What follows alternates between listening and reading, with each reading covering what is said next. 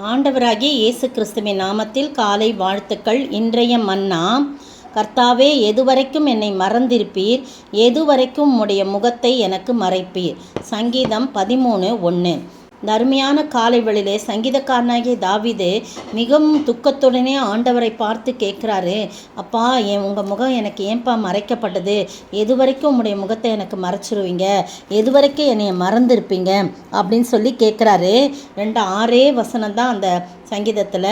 2வது வசனத்தில், என் இருதயத்தில் சஞ்சலத்தில் என் இருதயத்திலே சஞ்சலத்தை நித்தம் நித்தம் வைத்து எதுவரைக்கும் என் ஆத்மாவிலே ஆலோசனை பண்ணி கொண்டிருப்பேன்?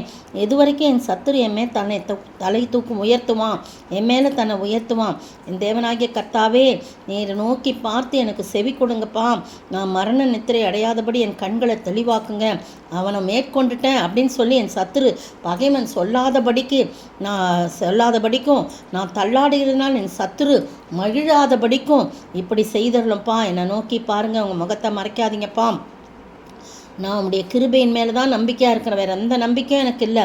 உமது ரட்சிப்பினால் தான் என் இருதயம் களிக்குறோன்னு ஜெபிச்ச உடனே கடைசி வசனம் பாருங்கள், கர்த்தர் எனக்கு நன்மை செய்தபடியால் அவரை பாடுவேன். அப்படின்னா என்ன அர்த்தம்? கர்த்தர் தமது முகத்தை அவன் மேல் திருப்பினார். அந்த மறைந்திருந்த முகத்தை அவர் மறைக்கப்பட்ட முகத்தை அவர் வெளிப்படுத்தினார். கர்த்தர் அவனை நோக்கி பார்த்து அவனுக்கு நன்மை செய்தார். சத்துருக்கெல்லாம் தலை தூக்காதபடி, சத்துரு அவன் மேலே உயர்த்தாதபடிக்கு, சத்துரு அவனை பார்த்து களி கூறாதபடிக்கு, நான் அவனை மேற்கொண்டேன் என்று சொல்லாதபடிக்கு என்ன செஞ்சார் ஆண்டவர்? தமது முகத்தை தாவீதை விட்டு நீக்கவே இல்லை. நமது முகத்தை பிரகாசிக்க சார். இல்லைப்பா, இமைப்பொழுது உன்னை கைவிட்டேன், ஆனால் மிகுந்த இரக்க உருக்கங்களா உன்னை சேர்த்து கொண்டேன்னு ஏசாயா 54 சொல்லப்பட்டதன்படி ஒரு நிமிஷம்தான்ப்பா, ஒன்றும் இல்லைப்பா. உன்னுடைய விசுவாசத்தை சோதிக்கும்படியா உன் ஜெபத்தை நான் கேட்காம இருப்பேன்னா உன் ஜெபத்தை கேட்பேன்ப்பான்னு சொல்லி உடனே அங்கே ஒரு பதிலை கொடுக்கிறார். அதனால தான் தாவீது சொல்கிறாரு, கர்த்தர் எனக்கு நன்மை செய்தபடியால் அவரை பாடுவேன்னு முடிக்கிறார். அப்படின்னா ஆண்டவர் தம்முடைய முகத்தை அவன் மீது ஒளிர செய்தார். மறைக்கப்பட்ட முகத்தை, தாவீதின் விண்ணப்பத்தின் சத்தத்தை கேட்டு நம்முடைய முகத்தை அவன் மீது பிரகாசிக்க செய்தார்.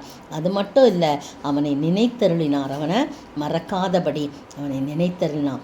இப்படிப்பட்ட ஆசீர்வாதத்தை நாம் பெற்றுக்கொள்ள வேண்டும் என்று சொன்னால், கர்த்தருடைய முகம் மறைக்கப்பட்டது போல நமக்கு இருந்தாலும் நாம் சோர்ந்து போகாதபடி அவர்கிட்ட நம்ம கெஞ்சுவோம், அவர்கிட்ட நம்முடைய காரியத்தெல்லாம் முறையிடுவோம். ஆண்டவரே, சத்துருவுக்கு முன்பு நான் வெட்கப்படக்கூடாதப்பா, நீங்கள் தான் உன்னுடைய முகத்தை என் மேலே வீசுங்க, என் பாவ குற்றங்களாம் மன்னிங்க, என்னை பரிசுத்தப்படுத்துங்க. சத்துரு எள்ளி நகையாடக்கூடாது. அவன் அவ்வளோதான், நான் அவனை மேற்கொண்டுட்டேன், அவனை ஜெயிச்சிட்டேன் அப்படின்னு என் பகைங்கன்னு சொல்லக்கூடாதுன்னு அவன் ஜெபிச்ச உடனே, அது மட்டும் இல்லை, உன்னுடைய கிருபையின் மேலே நான் நம்பிக்கையாக இருக்கிறேன் அப்படின்னு சொல்கிறார். பார்த்தீங்களா? அந்த நம்பிக்கையை பார்த்து தான் ஆண்டவர் நன்மை செய்கிறாரு.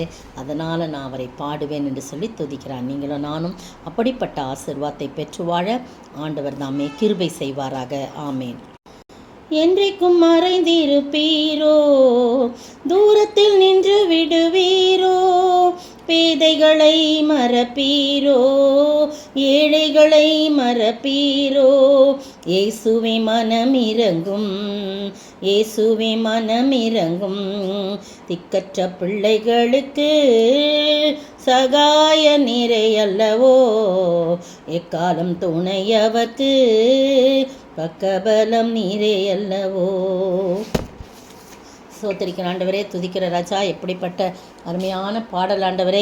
அந்த பாடலின் வரிகளை கொடுத்தீரே, அதற்காய் சோத்திரம். நீர் என்றைக்கும் மறைந்திருக்க மாட்டீர் ஆண்டவரே. நாங்கள் உம்மை நோக்கி கூப்பிடும்போது உடைய முகத்தை எங்கள் மீது வீச செய்வீர், எங்களுக்காக நன்மை செய்வீர் ஆண்டவரே.